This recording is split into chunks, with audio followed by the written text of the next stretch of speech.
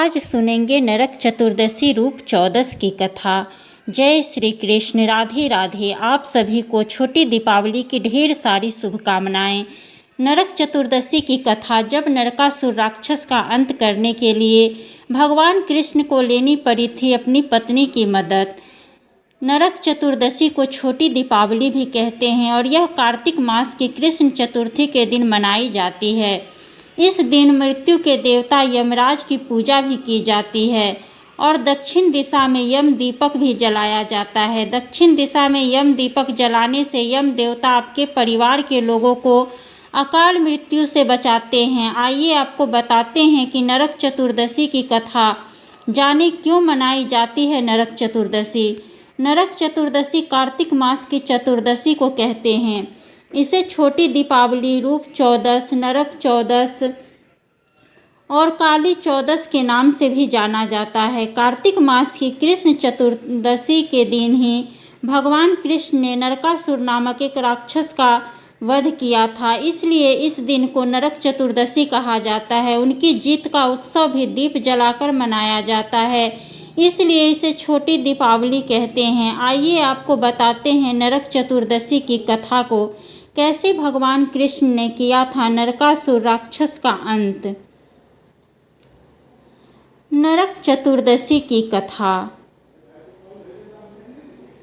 पौराणिक कथा के अनुसार भगवान कृष्ण अपनी पत्नियों के साथ द्वारिका में रहते थे। एक दिन देवराज इंद्र भगवान कृष्ण के पास आए और कहा कि हे कृष्ण, दैत्यराज भौमासुर के अत्याचार की वजह से देवतागण त्राही त्राही कर रहे हैं। भौमासुर को ही नरकासुर कहा जाता है। क्रूर भौमासुर ने वरुण का छत्र, अदिति के कुंडल और देवताओं से मणि छीन ली है और वह तीनों लोकों का राजा बन गया है।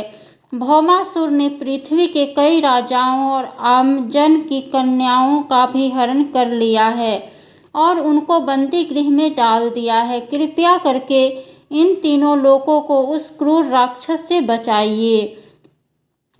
देवराज इंद्र की बात सुनकर भगवान कृष्ण अपनी पत्नी सत्यभामा के साथ गरुड़ पर सवार होकर प्रयाग ज्योतिषपुर पहुँचे, जहाँ क्रूर भौमासुर रहता था। भगवान कृष्ण ने पहले अपनी पत्नी की मदद से मूर नामक दैत्य के साथ उसके 6 पुत्रों का वध कर दिया।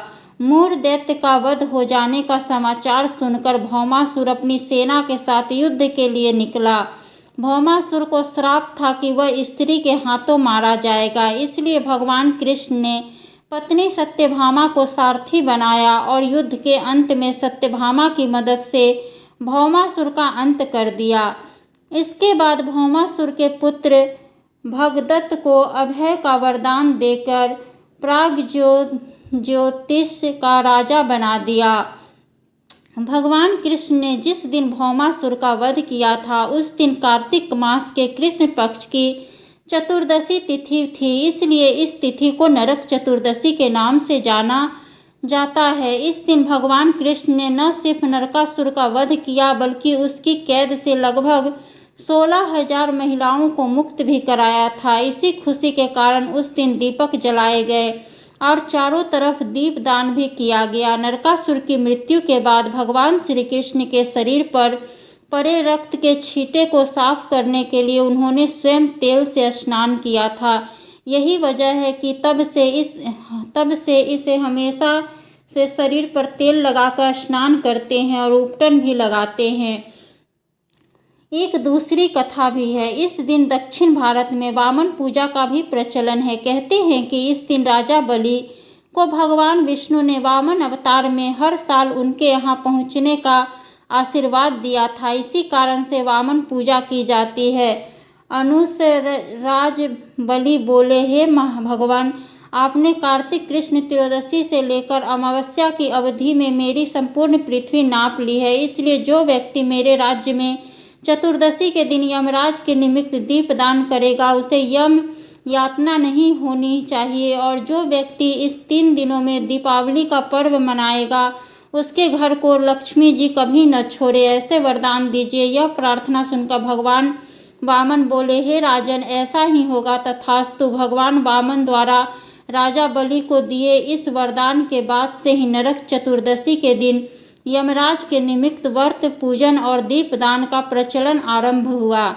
एक तीसरी कथा के अनुसार, तीसरी कथा यह है कि रतिदेव नामक एक धर्मात्मा राजा थे। उन्होंने अनजाने में भी कोई पाप नहीं किया था। फिर भी जब मृत्यु का समय आया तो यमदूत उन्हें नरक ले जाने के लिए आ धमके। राजा ने कहा कि आप मुझ पर कृपा करें और बताइए कि मेरे किस अपराध के कारण मुझे नरक जाना पड़ रहा है। यह सुनकर यमदूत ने कहा कि हे राजन, एक बार आपके द्वार से एक ब्राह्मण भूखा लौट गया था। यह उसी पाप कर्म का फल है। यह सुनकर राजा ने यमदूत से 1 वर्ष का समय मांगा। तब यमदूतों ने राजा को 1 वर्ष की मोहलत दे दी। राजा अपनी चिंता लेकर ऋषियों के पास पहुँचे और उन्हें अपनी सारी कहानी सुनाकर उनसे इस पाप से मुक्ति का उपाय पूछा।